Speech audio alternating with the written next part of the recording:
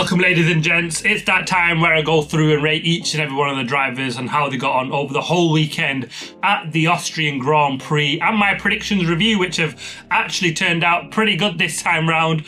Getting better as the season has gone on, I think.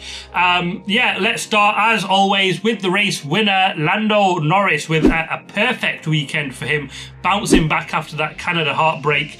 Led every session that he's been in, FP2, FP3, qualifying, every sector, Q1, Q2, Q3 in qualifying. Lights to flag victory. Can't get more dominant than that. The race, though, wasn't as straightforward as he'd probably like. Oscar Piastri kept him honest throughout that race. That first stint was particularly difficult. The only mistake he made, where sort of Oscar let him a little bit off the hook, didn't he? Where he sort of waited his turn to, make the jump on him, and Lando did just enough to keep Oscar out of a dive bomb. And then obviously he would have been a little bit nervous when he had that slow first stop, but Oscar's choice in having the extra tyre advantage in the second stint kind of helped him out of that little niggle a little bit, and that gave him that little buffer in that early zone. He did come over the radio a little bit nervous and panicky towards the end and saying, is he faster than me everywhere, Oscar? And help me out, this is all I've got, because it almost felt like he didn't have enough. I think the back markers probably helped a little bit Norris. It did mean Oscar got closer to him at certain points, but then once Norris got past they weren't easy for Oscar either, because the guys that came out were quick on fresher tyres, so they weren't easy back markers to just close up and get past on. They weren't on old tyres that just they were waiting to get rid of. And Norris did an absolutely perfect job this weekend. Crucial for him in the championship, that's what it comes down to. Oscar, had he got the win, would have extended lead, and it would have meant a DNF for Oscar, and he still would have had the lead, and that's a massive advantage when you've got so little races to go. And Norris now just 15 points behind. He goes to his home race next time round in Silverstone. He'll be hoping to cut that lead in half again, and then we're really talking business. Norris sort of needs a good run now, doesn't he? But absolutely tremendous job from Norris. Perfect in the end. Got himself in a little bit of trouble, like I said, early doors, but other than that, he was absolutely flawless this weekend. Much needed, nothing less than a 10 out of 10. Second place man was his teammate Oscar Piastri, and his qualifying was, unlucky really, wasn't he, when he got caught out behind Pierre Gasly. Meant he started in third, but he made easy work of Charles Leclerc down into turn one and lap one. It was a perfect scenario for us race fans, because it meant we finally got the race we've all been looking for, where we got the two McLarens go head to head, and Oscar delivered on that front. A couple of little mistakes for him in certain parts of the races, where he kind of just let Norris off the hook. The big one, I think, was lap 15, where he got really close when Norris made that mistake and didn't just dive bomb into turn one. I think he easily had the pass in turn one, but he held off and didn't quite make it stick down to turn four after that. And then the strategy call to go long really didn't work in his favour, because he didn't take advantage of it in the second stint, where he didn't take an extra 2 or 3 laps to have that extra tyre advantage over him in the second stint. He pitted the lap right after Lando Norris, which I did question that strategy call from either it was him or his side of the garage to call that in, because it didn't help him at all, because he just meant he had way too much to do. He came out after the first stop 6 seconds behind. Closed up, but they were so quick, and Norris wasn't a slouch. The gap in the race between Norris and Piastri was actually more in Piastri's favour. It looked like Piastri had the race car over one lap. Norris looked like he had the beating of Oscar this weekend, but in the race Oscar did a tremendous job, pushed really, really hard, got close in the end, but just couldn't get into that DRS zone on the second stint, and ultimately that's what cost him the win. But I can't fault Oscar. He drove an absolute phenomenal race, pushed Norris hard. It was good racing, and let's just hope for more of that. If it looks like now it will be a 2-horse race between the 2 McLarens, and let's hope that, you know, that we can get more of that racing if that's the way it's going to go, because that's what us fans want, just close racing and a close title, even if it's just going to be between 2 teammates. We don't want one person just absolutely miles in front. For Oscar, I'm going to give him a 10 out of 10 as well. Yeah, might be a bit surprised at that, but I thought he drove a really, really good race. Third place man, Charles Leclerc, I thought he did a phenomenal job this weekend. Came home second in qualifying, the best he could have hoped for, split the 2 McLarens.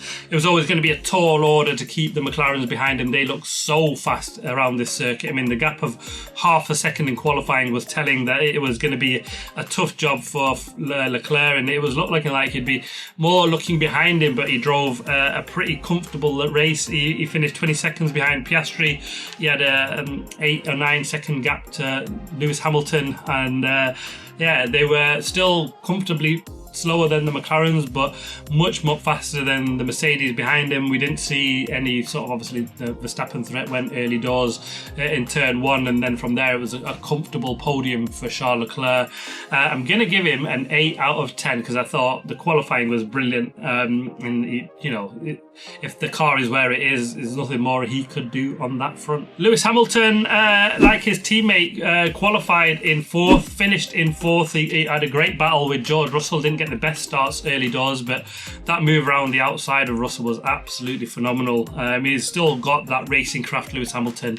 There's, you know, shows every in race trim anyway why he's a 7-time world champion.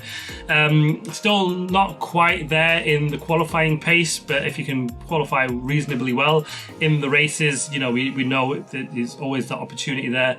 This weekend though, came home a comfortable P4, comfortably miles ahead of George Russell, who finished 5th behind him, and a real solid job, the best performance he's had in that Ferrari for a long time, and he was much happy with the car underneath him. More upgrades coming for them in Silverstone next time out, so I'll be hoping that will give him that extra push, and finally get him on that podium in a Ferrari finally. And could he do it at his home race weekend? He normally goes brilliantly well in Silverstone, so I wouldn't put it past him to be up there on that podium next time out. For this weekend, I'm giving him a 7 out of 10. 5th place man, George Russell, and what a difference a week makes. It's just the car was not really there at all. 5th in qualifying, 5th in the race. He was absolutely miles behind the 2 Ferraris, 30 seconds in fact behind Lewis Hamilton, 62 seconds behind the race leader. They really do not like these warm temperatures, and they're probably hoping when they get to Silverstone we get a cold, damp day, where, you know, that car really comes alive in cooler temperatures. And, you know, they've got a real strong machine when it comes like that, but sadly in these warm conditions it doesn't suit them. I think he probably would have finished 6th behind Verstappen had Verstappen carried on, but yeah, they were just in no man's land, again comfortably ahead of 6th place Lawson, but yeah, just nowhere near fighting for Lewis Hamilton. A tough weekend when you put where they've come from in Canada. A 5 out of 10 for me. 6th place man Liam Lawson, he's had an absolutely fantastic weekend, this boy. His qualifying session really set up the job for him of how he wants to go racing this weekend.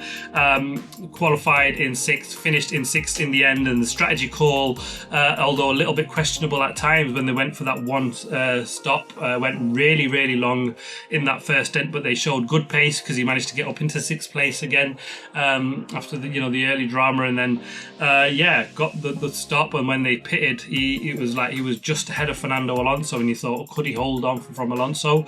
But then Alonso got in that bottle with Bortoletto, and he managed to get like a good 4-second gap behind him, and he drove a phenomenal weekend, much needed from Liam Lawson.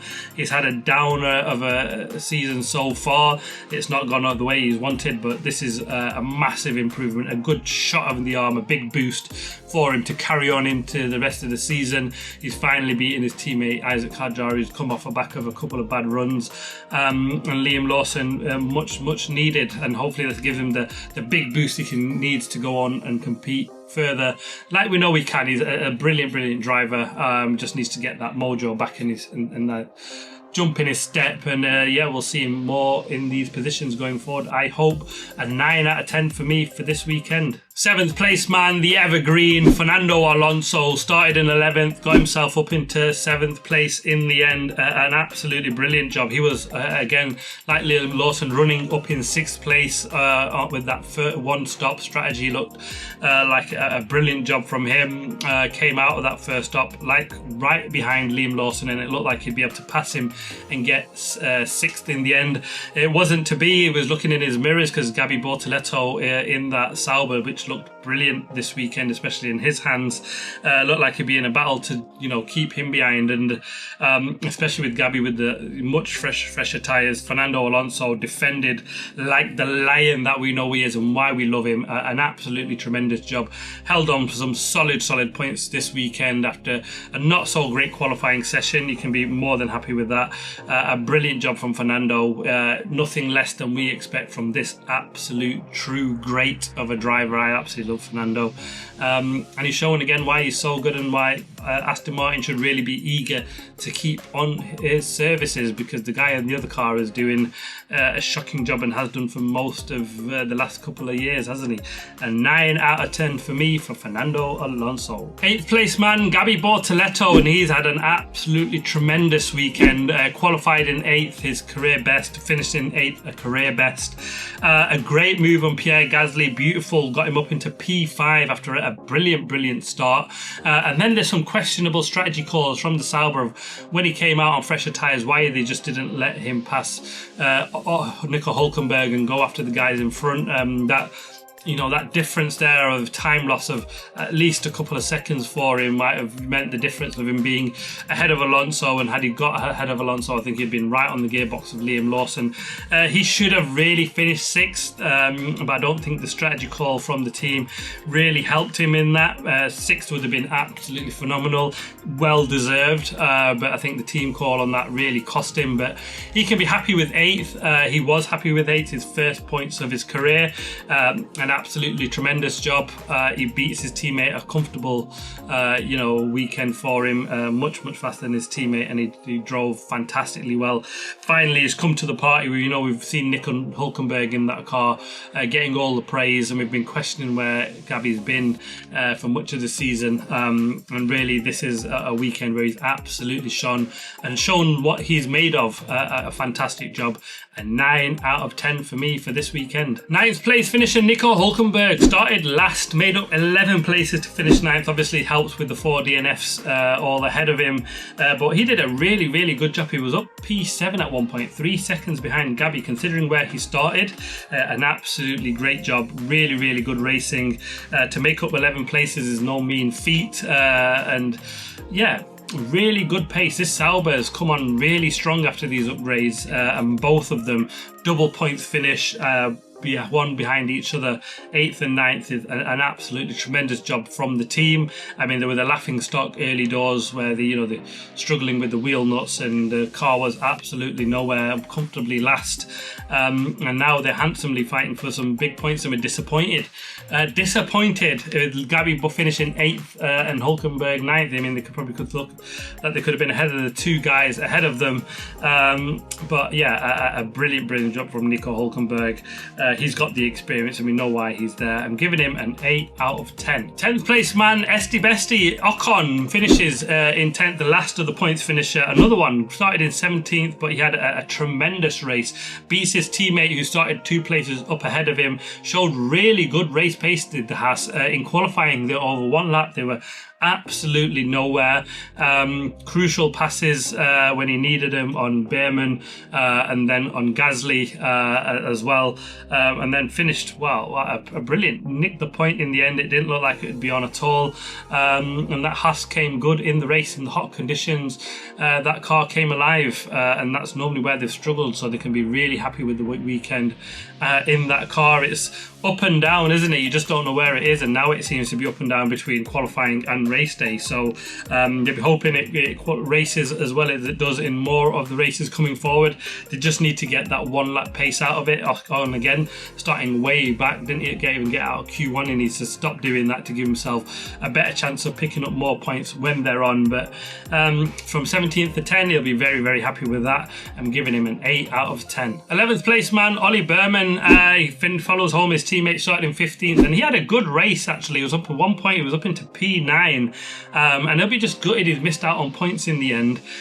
He got caught up in the early incident, had to, take evasive action. That didn't help him at all. I think that was, the down part of his race, which really knocked him back and made life difficult from there. But ultimately, he'll be hoping for better next time out, especially when he's qualified better than his teammate, to be beaten by his teammate in the race. I think he'll be a little bit disappointed, especially when you see like 3 cars that potentially would have finished ahead of you go out, and you think, oh, the points should really be on the card.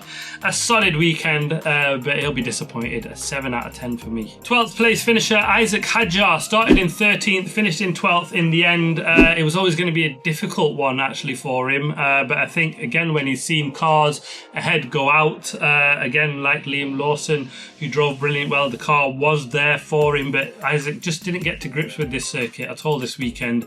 He's been comfortably beaten by his teammate. In the race, he got himself up into points, but then he had to try and hold back the Haas of Ocon, who had the fresher tyres, as well as Berman, who had fresher tyres. Just couldn't manage that. Their strategy call just didn't work for Hadjar in the end. That's the thing with Austria, where it is a circuit you can overtake. If you get in that DRS and you're not in a DRS train, you're a bit of a sitting duck because you've got 3 DRS holes to defend from, and it's not easy. And another difficult weekend for Hadjar after a back of a not so great Canada. He'll be hoping to bounce back into his usual stride of how he's been this season.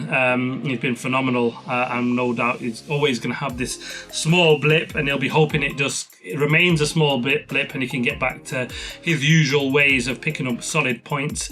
But for this weekend, I've given him a 5 out of 10. 13th place finisher Pierre Gasly, and he's had a really difficult race, but it started off brilliantly. He was up into 6th place, made up 4 places up at the start. Obviously the incident with Verstappen and Antonelli really helped him out on that front. It worked out well for him, but then he just really started to struggle with his tyres, just had no grip, sliding. He felt like he was going to fall off at every turn, and that ultimately cost him.